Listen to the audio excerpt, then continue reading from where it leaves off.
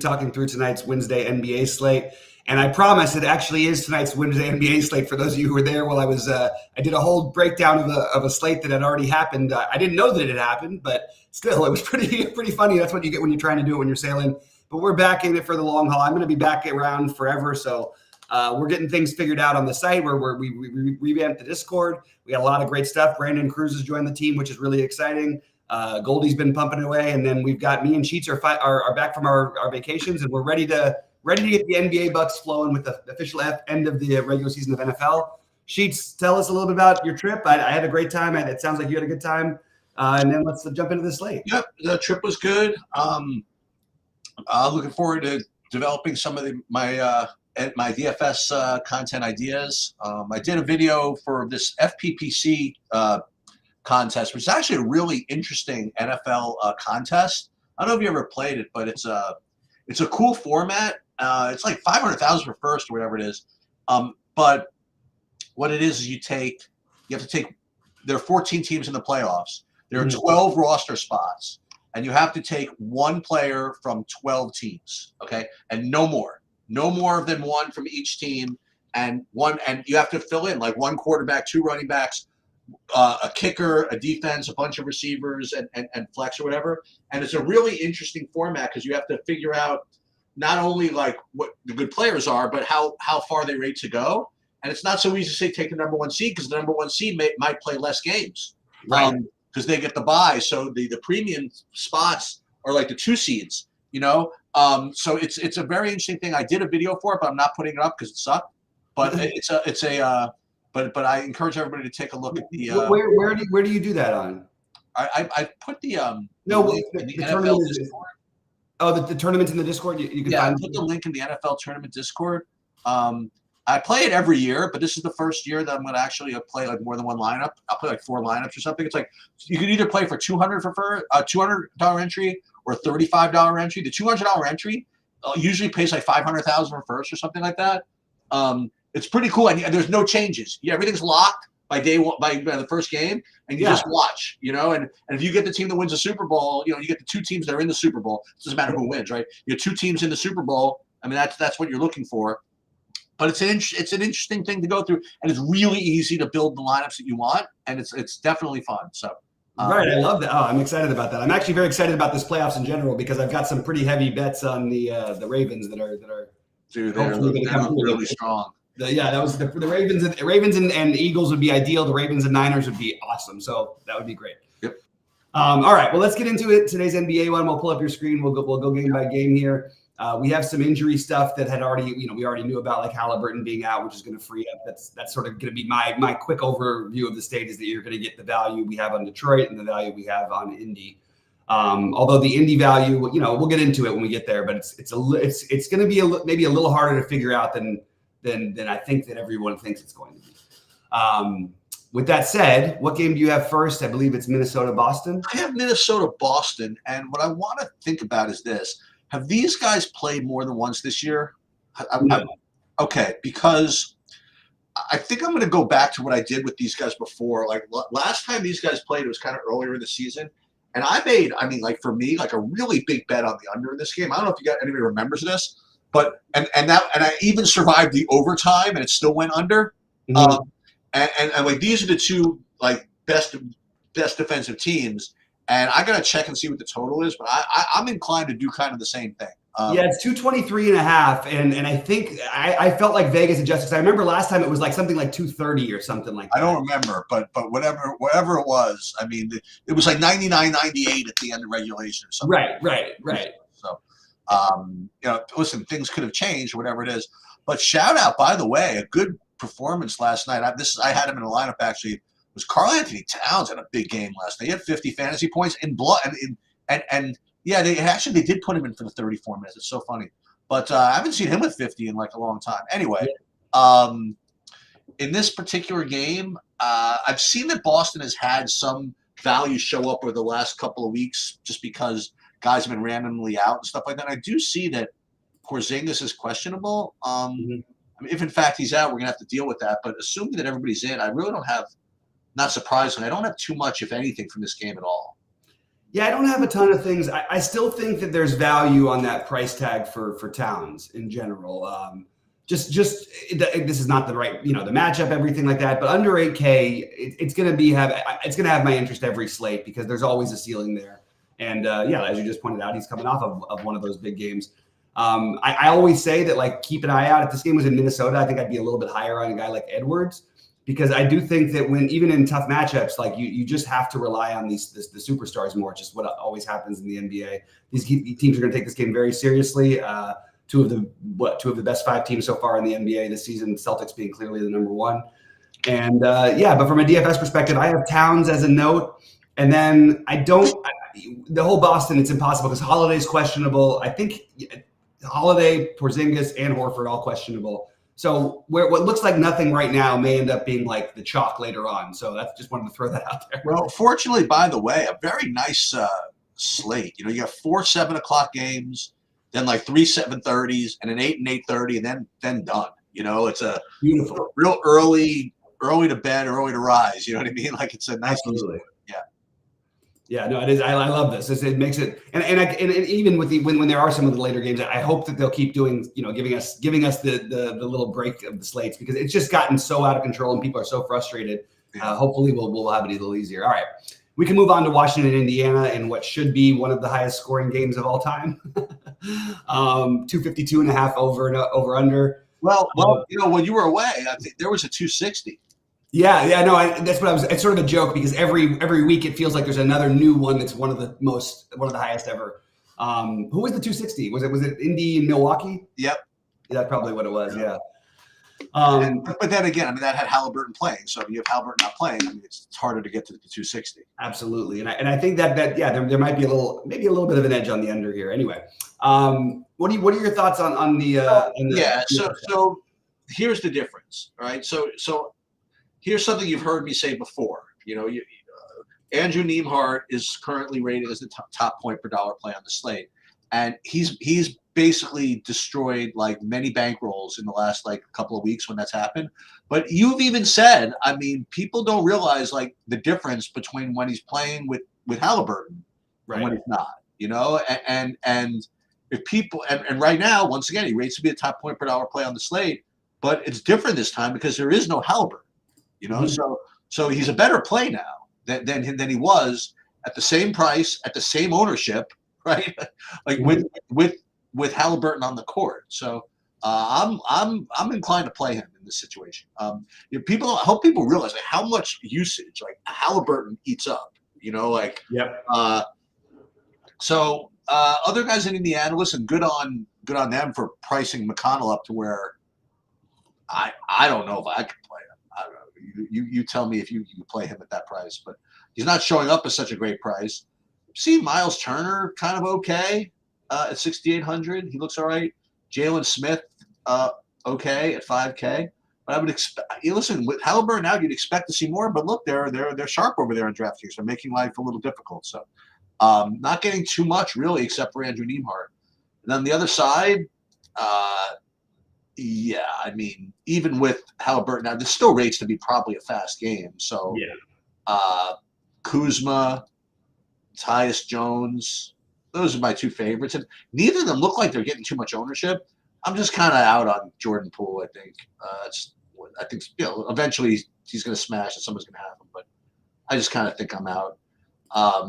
Kuzma, Jones, those would be my top 2 from Washington. Yeah, so this is an interesting one because on the Washington side, I actually think like you could make a lot of good cases. I think Kuzma is my favorite.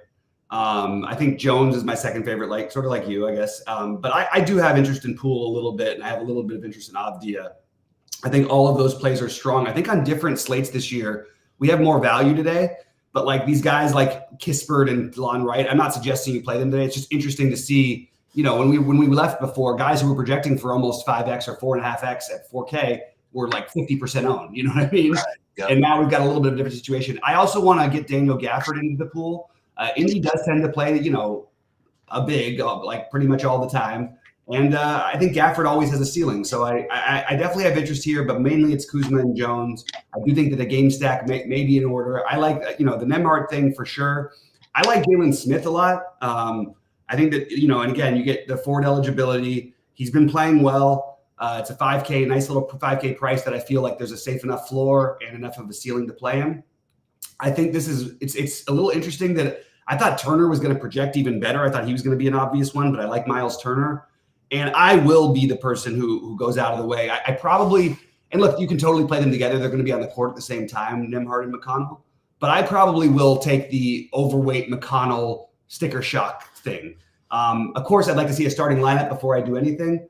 But I'm sort of on the side of I think McConnell can still get there. I just think this game has so much fantasy goodness. You want pieces from both sides. But the number one, Nembhard, Smith being my favorite from Indiana, Jones and Kuzma being my favorite from Washington. But I am very, very open to like literally anyone who's getting minutes in these games. I think that we can take some shots. And it's interesting to see how things change, right? Now Buddy Hield is back to the old role again. You know what I mean? He was 6,500 as chalk every night before. Now Matherin's been crushing it. Or he's had some games where he crushed it. He's got a wide range of outcomes. Maybe that's something we could do. I think there's a lot of ways to get different within this game, but I just have right now, this has, the priority target of the slate for me as a game, just because of the environment.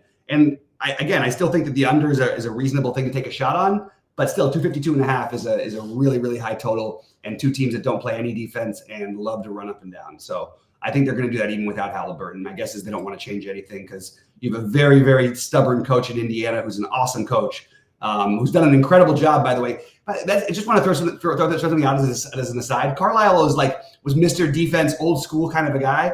Talk about really being able to change your stripes, man. He said, nope, we're going to do the exact opposite of everything I've done my whole career. We're going to run and gun, forget the defense, we'll outscore everybody. And it's been pretty fun to watch, and it's been successful for them. So you got Matherin called up there. Do you want to throw anything out there on him before I get out of here? Yeah, sure. You kind of alluded to him, sort of. He's putting up good fantasy point games with Halliburton on the court. He doesn't exactly do the same things that Halliburton does, obviously, and boy, it seems like kind of amazing that we were able to play him at 4,700.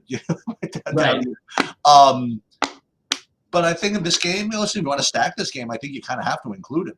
So yeah, I'm kind of like Matherin as well. I agree. The problem I have with this game, the more I look at it, like there's 9 guys I'm interested in on Indiana, and there's 6 guys on Washington I'm interested in. So I'm going to have to obviously make some cuts somewhere. All right, Sacramento at Charlotte. What do you got here? Sabonis is coming off an enormous game last night. It was it's a weird game. They were getting smoked by Detroit in the first half. They were down. Mm-hmm. The first quarter they were down 20. Mm-hmm. And then they outscored them by 20 in the second quarter. Mm-hmm. And then they eventually kind of took over. Back-to-back is not the greatest, and I don't particularly like to play guys off of big ceilings like that, so I'm probably not going to get to Sabonis. Aside from him, Trey Lyles, I bet he gets owned today just because he's 3,900, unless something else shows up. Again, I'm looking at my point per dollar rankings here, and there's just not a lot. So that's why you're going to see, like, for at least a while until something happens, like 15% ownership on Trey Lyles. So he's going to show up for me. Mm-hmm. Miles Bridges, 8,200 seems like a lot, but reasonable ownership, definitely has upside. But the guy who's just really been I don't want to say a second resurgence because he's always played like this, but he's just, I don't know. But Terry Rozier has just freaking been doing it, man. Somebody made an interesting stat observation. I don't have it exactly correct. I never really followed this, but he leads the league in like touch time or something like that in the last 3 weeks or something like that. Yeah. Which doesn't surprise me. Yeah, at all. So if he's going to continue to put up these kind of minutes and these types of numbers, and listen, from what I hear, like LaMelo's close maybe to come back. And so it's Terry Rozier is going to probably continue to take advantage of this. And this is against a team off a back-to-back. It could continue to be a fast-paced game with not a lot of defense. And I guess this is where you almost want to start your lineup. Sure, there's one other guy I really like a lot also, but Terry Rozier is just a really good player. I'm seeing 25% ownership. I certainly not surprised at that, and I don't know how to argue with it. Mm-hmm. Yeah, I'm with you 100%. I have Rozier as a staple. I think he's one of the guys you just want to play today. I'm sort of, I usually go on the other, I'm going to go on the other side real quick. I do think Lyles, he played 30 minutes last night, and I don't know if he's played back-to-back games, and he's only projected for 24 minutes. It still projects really well. I have interest in Lyles, but I don't think it's a must. I also think that, we've seen Sabonis in the past get a little, play a little bit less on the back-to-backs, although he's had some good games as well. So I think Lyles is probably my one piece from Sacramento that I'm heavily interested in, with the exception of Kevin Huerter's 4,700, which is not like we've seen him bust a million times and everything like that. He'll get a little bit of ownership. But can I interest you in a little bit of a Malik Monk revenge? They drafted him. They didn't really give him a fair shake there. This guy will take any shot he wants anyway. There's all kinds of ways this game could play. It's the second end of a back-to-back. Maybe if Sabonis and Fox are a little bit, I don't want to say limited, but maybe not playing as long as stretches, maybe Malik Monk can carry everything. It's a little pricey for him, but I think I might want to do that. And I'll buy the revenge narrative on the Malik Monk here tonight. So I'm gonna gamble a little bit of Monk back there. And if not, I do think Huerter is reasonable enough to take a shot on. It really depends on his ownership, because it's 4,700, but we've seen the consistent lack of production. But Rozier being the best play in this game for me, I do think Bridges is a solid play as well. And then you get into the Brandon Miller. Really, I'd like to know if we'll get the news beforehand, but Cody Martin's still questionable. I'm assuming that he plays right now, and these guys still look pretty good. But if Cody Martin's out, I think you could give another little bit of a boost to Brandon Miller, I guess. I don't know if I'd get to McGowan's. And then I think Nick Richards and Gafford are both you can kind of decide between the two of them, but I think they're both interesting. So, yeah, I agree with you on the Charlotte side is another one of these places where we want to get some stuff, but Rozier being the number one piece for me in this game. Now, and keep in mind, he does have a range of outcomes. He can go 4 for 20. But that's the thing. At least we know we're getting the 20. You know what I mean? Yep, that's right. That's gonna happen. He's not going like 2 for 7. That ain't gonna happen. That's true. All right, San Antonio, Detroit. Yeah, so I'd like to talk about San Antonio for just a minute. So again, this happened before you. I think it was the day we left or something like that. No, I was watching the Milwaukee game. I don't know if you saw this. This is actually the day before we left. This was like one of the most amazing games I think I've ever seen when they played Milwaukee. And I say that only because of everything that was going on. You had Wembanyama against Giannis. And basically, it's so funny. They showed like a picture of Giannis when he was Wembanyama's age. And they look very similar, actually. Yeah. And it's kind of scary to think what Wembanyama would be if he looked like Giannis right now. Yes. Pretty freaking frightening, if you want to know the truth. And they were going back and forth at it, and Wembanyama in quote only 26 minutes, right?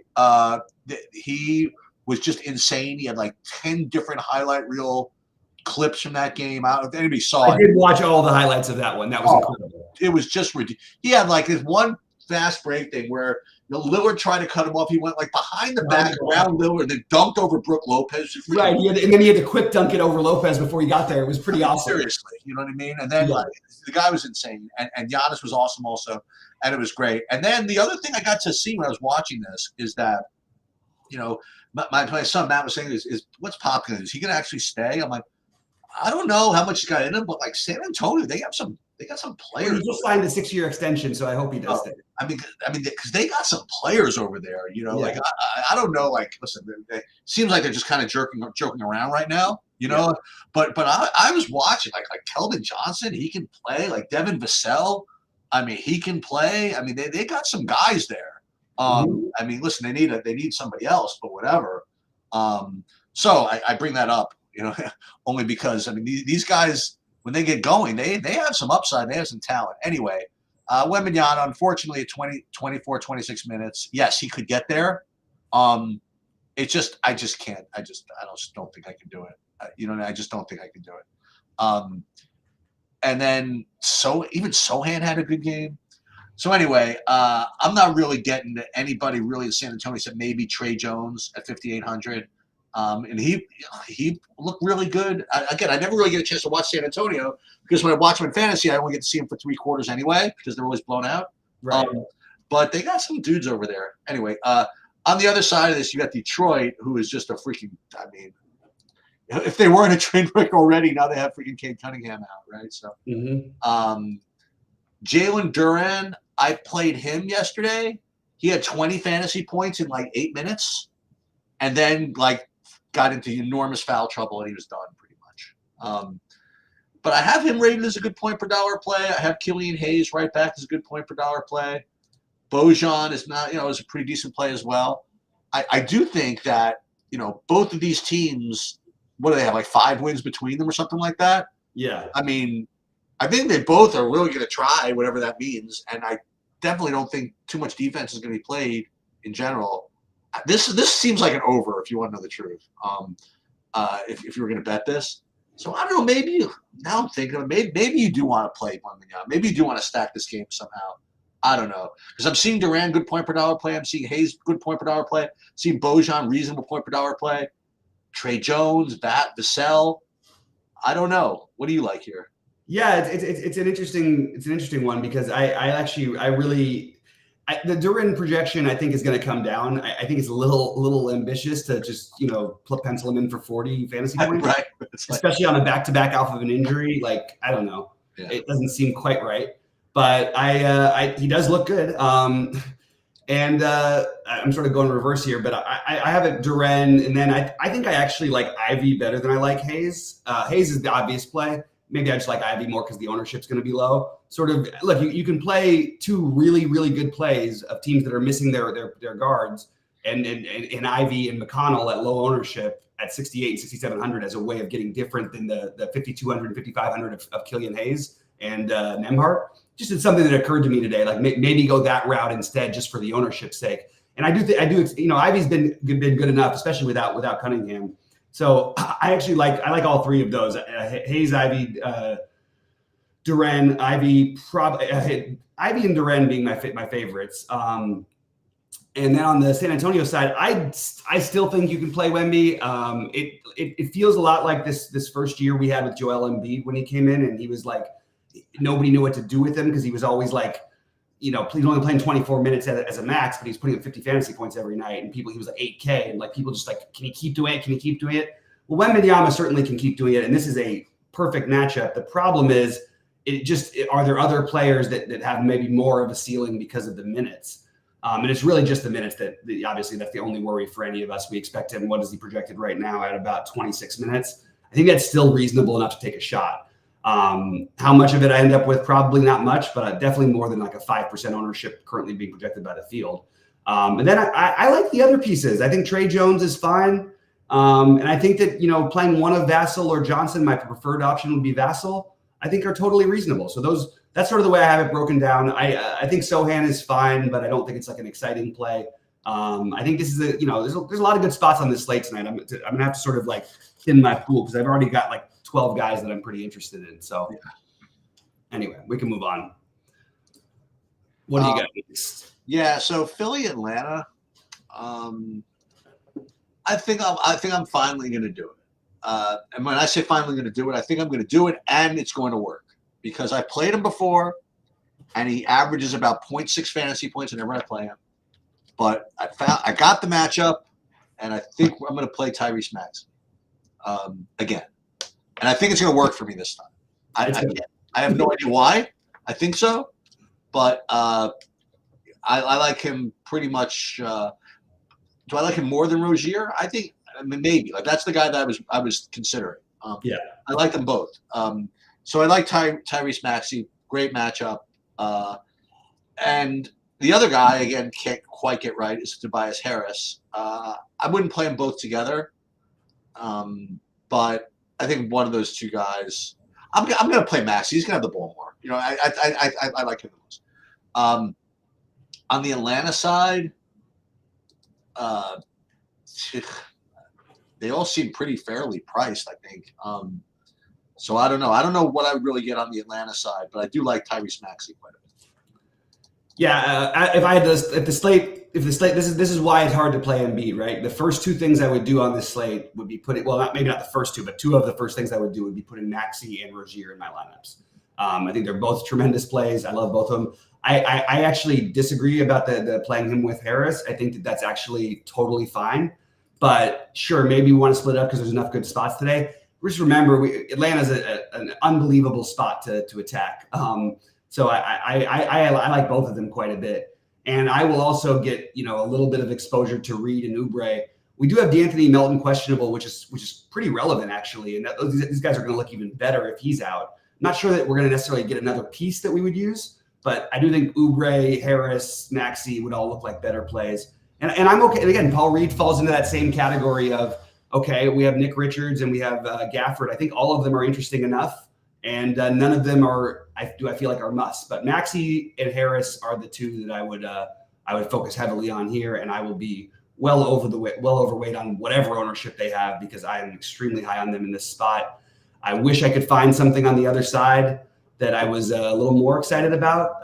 Kongwu, I guess, at 4,800 is interesting because Capella's questionable. I guess we have to wait for that. Trae Young is probable, so he's going to play. I wouldn't hate the idea of maybe taking a shot or two on DeJounte Murray, but I don't think I'm going to be able to get too much from Atlanta outside of maybe a somewhat thin Kongwu play that may not be thin at all and maybe the chalk of the slate if Capella ends up out. So that's what I got. True. That's true. All right. Next up, we've got OKC Miami. You got a couple of slow games back to back here with OKC Miami and Houston Chicago. Butler's out for Miami. I guess Bam and Hero would be my favorites. And Hero, 7,900 seems perfectly reasonable without even with him in. but I think Hero seems reasonable. OKC plays really good defense. I mean, they're just a really good basketball team now, as you told me earlier in the season. And on the OKC side, I mean, sure, you could play Shea, I suppose. He's always got upside, but I mean, Miami's been defending point guards for like a long time. So I'm probably off in this game if you want to know the truth. I like the Hero idea. OKC tends to play fast. I think they're going to need scoring to keep up. I also like the idea of Bam. I know Chet's a really good overall defender, but like there's nobody with the size on OKC to even come close to matching up. This could be one of those 20 rebound type of games for Bam. So I have Hero or Bam, and I right now Hero would be the priority for me. And you get other so the problem you run into, like we said, like you get the Rozier, who we both like at 8,500. You got the 8,900 that we both love of the Maxey. And then Hero becomes harder to play, which just means the ownership stays a little bit lower. But I like the idea of getting all three of those guys because what happens is then you're going to have one spot for Nembhard or McConnell, I guess. But if you play all those four, then you lock up the utility spot, and it's just a very specific build that I don't think many people are going to do. So I kind of like it, and I think Hero or Bam for me. I think Josh Richardson is going to look like a really good play. I don't know that I want to do that on this slate. I'm keeping an open mind to it, but as of right now, I don't have anybody else as a priority in this one. This is not my favorite game either. Speaking of not favorite games, we have the Bulls and I'm reading something which is like sort of amazing. So first of all, I can't believe that Vooch is back so soon. But nonetheless, I don't know if I've seen this. Both him and Drummond had 20-10 games in this last game. That's crazy. That's what it says. Let's see. Vooch was 21-10, and then Nembhard, and then 21-15 for Drummond. Yeah, that's a little ridiculous. Yeah. I like. You know who I like? I think I like Sengun here. That's what I like. Anything else from this game? Let me just see. No. I mean, for me, that would be my play. If I can afford Sengun in light of all the other good stuff I want to play, that'd be great. If Okongwu shows up as like this big value, I might have to play him at center.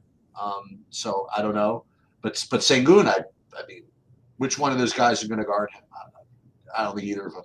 I think he have a really big game here. Yeah, well, the only thing is that this is the Bulls, what they're good at. They are really good in the interior. They do not give up any rebounds. They do not give up much scoring. Whereas they do give up a ton of 3-point shooting. Okay.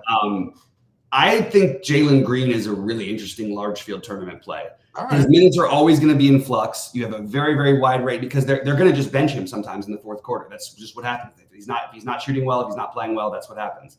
But there is upside here. So he's my super get weird play. I don't know that I'm going to end up with really much of it. I don't love this game in general. So that's the one thing I came up with that I kind of shit in. I'm interested to see what the hell happens with this LaVine coming back thing. It surprises me that he's playing for them again.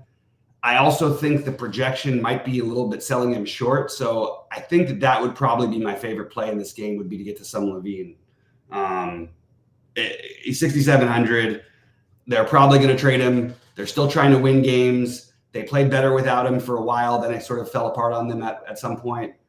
I'm kind of interested in taking the shot on LaVine today. That's probably my favorite play here. All right, and then we have the late night hammer, which is not even that late at night. So, what do you think about it? I'm a little confused. So the first thing I was going to say is, okay, so it's everybody's fairly priced, whatever it is. It's not I haven't really played like New Orleans guys, but then Zion is questionable. Obviously, we have to wait to see if he's out, what to make of that. I was looking at Golden State and see Chris Paul is out. And Chris Paul's out. We get to see something I haven't seen in like a long time. That's like Steph Curry, like a point guard, I guess. Yeah. I don't know. Is this a bad play? I kind of like him.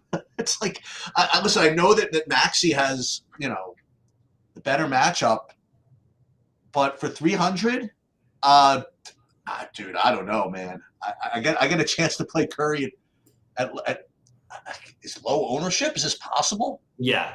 With no Paul, no one's gonna play him. And I don't know, man. I might be forced. Listen, nothing else works. I may as well try this. I don't know. So I kind of like that. It's certainly not going to be based on anything projection based, but whatever. And then you have these guys. Okay, so when I last left this sport, you had Kuminga with a huge game here on the second. After that, okay, only played 19 minutes against Denver. Played a full 36 minutes against Detroit. Did nothing. Well, I shouldn't say nothing, whatever, but certainly you wouldn't want that. So yeah, so maybe Kuminga is not completely broken out yet, but he did have a good run in a couple of games. Mm-hmm. Wiggins is cheap enough, 4,900. Let's see how the Jackson Davis ended up. So yeah, so he has been starting. The Denver game was an impossible spot for him. He wasn't going to do anything against him. Mm-hmm. But yeah, I think he remains a good play. He did put up 40 in his last game. I wasn't around for that. Yeah, 27 minutes, 40 fantasy points. And listen, when he's playing well, that's what it's gonna be. Yeah. Yeah, I kind of like that, and I kind of like Curry. I don't know how I'm gonna play him. Mm-hmm. I want to play these other guards. That's the problem. But I don't know. That's gonna be my stupid casual play of the day, I guess. Is dude, Paul's out. I'm playing Curry. So I don't know. Yeah, so my favorite play, like I don't like much in this game. And my reason for not liking Curry is because I like Maxey and exactly right. Yeah. But that also means Curry's going to be unowned. So I think it totally makes sense. And also like he can always just shoot himself into a game. It just hasn't happened as much this year. It's very strange what they're doing with the minutes in Golden State. I have a feeling they're going to be a lot more tight than what they're currently being projected. They seem really spread out in the projections. I think it's worth taking a shot on a guy who no one's going to play tonight, Moses Moody at 3,800.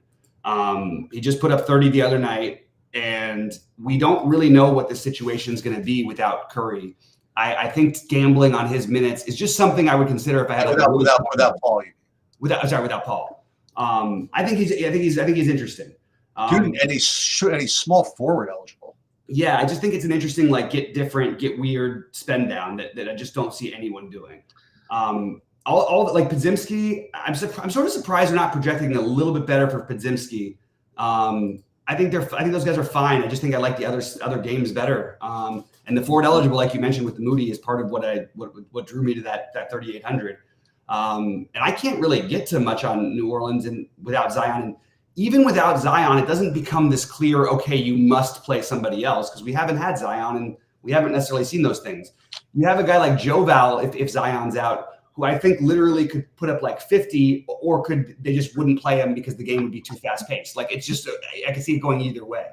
So this game has more question marks for me, which means I probably leave it on the outside looking in, with the exception of the get weird Moody play. But and I'm okay with the Trayce Jackson-Davis, but just want to throw this out there. Like, if we're going to be playing Trayce Jackson-Davis the same price as all those other centers that I mentioned, I just want to point out that he has a much wider range of outcomes than any of those guys do. And he gets treated as if, because people were playing him at 3,500 and he was just, 10xing. I think that people are treating it as if that he's like I don't know. I hear a lot about him being this awesome play. I think you're more likely to get 30 fantasy points out of Gafford. I think you're more likely. I think it's close, probably. They all have some risk. I'm not currently planning on playing Trayce Jackson-Davis in the matchup. I really have a hard time seeing him being able to physically match up with whether Zion plays or not, whether it's Joval. Like, it's just really hard for me to see. But yeah, certainly nothing wrong with it. Mostly, again, too many question marks for me. I did make my priority list: Maxey, Hero, one of Nembhard or McConnell. Probably Nembhard is the logical one.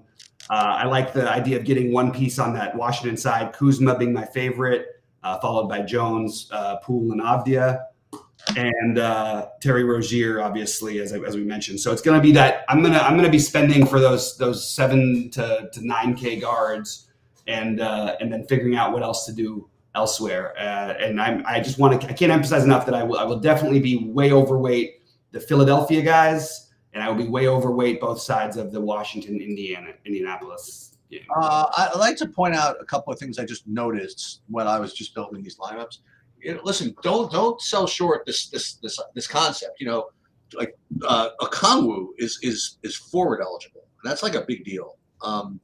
As is Trey Lyles, like, for example. And I didn't realize that Okongwu was forward eligible. I mean, I almost want to play him anyway. That does make a big difference. At 4,800. I say that because, like, in this particular build, which is, listen, it's 1245. It's going to change 100 times. Like, I could play all of them. I could play Maxey, Rozier, and Curry. Right. Listen, you got to play Moody. You got to you got to be whatever. But if Okongwu is like a good play, for example, then I'm very comfortable with this. So I don't know if he's a good play yet. He's going to be a really chalky play if Capella's out. Right. But yeah, I don't know. I listen. I like the Maxey. I like the Rozier. I think that we both like that. I think a lot of people are going to like that. Mm-hmm. And yeah, I don't know why.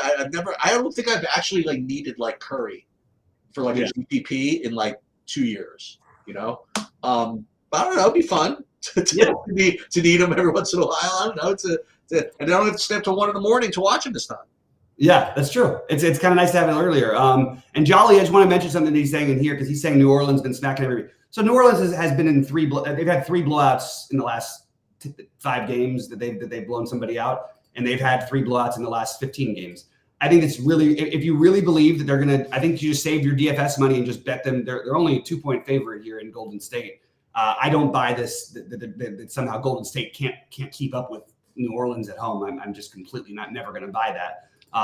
New Orleans is good. They're going to have some hot shooting nights where they're going to look really good. But I wouldn't play the reserves in the Warriors are going to get killed at home mode. I think that's completely wrong. It's just I couldn't disagree with that more. I do think Moody still is in play, and you could play the reserves, but I don't think you're playing them because you're counting on a blowout for New Orleans. That's just completely wrong in my opinion. And we don't have the 2 late night games, but should we, I was wondering that going forward, maybe we could touch on it. Do we touch on it during the live stuff? I can throw sure. That makes sense. So later on, we'll touch on the 10 p.m. Hang on, before we do anything, let's do a Saberson build. And I haven't done this yet, so let's just see what it would come up with. And I imagine it's going to be 100% Nembhard just for openers. Oh, Landry Shamet is out. I was unaware. I don't know if that's relevant. So I'm presuming, again, since there's nothing good under 5K, that I bet you're going to get a lot of Lyles, and I bet we're going to get a lot of Nembhard, and that Maxey, Rozier. I think we'll get Maxey, Rozier, Nembhard, Lyles would be the main core. I think that's probably right. Who do you think of anybody else that'll be who's going to crack the top 4 of ownership except for those? Those are the ones. I think all the ones you mentioned are pretty reasonable. I think Kuzma might be higher owned than but he won't be like 50%. He'll be like, I'm saying on Sabreson, they'll probably put you like 30 or 40 of them. That would be my guess. They tend to go pretty hardcore though. They tend to try and keep that pool pretty narrow. So we'll see. Well, we're getting there. All right, loading. Hero would be my other one, but Hero. Let me see. Forward eligibility, he'd be popular. All right, so Niemhart, Hayes, I forgot about. Oh, Hayes, yeah. So Niemhart, Maxey, no, what's his name? Terry Rozier all the way down here. And Trey Lyles, they're not interested. Oh, he's over around here. Jalen Smith, I forgot this other. Tobias Harris, Maxey, Duran. We mentioned all these guys, all these Detroit guys.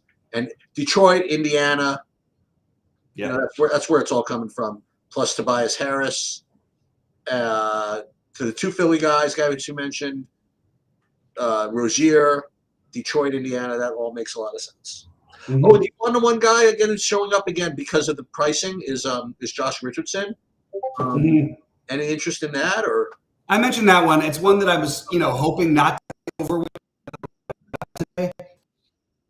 I certainly understand it. He only has the guard eligibility, so for me, he probably ends up more on the outside looking in, like the other guards too much.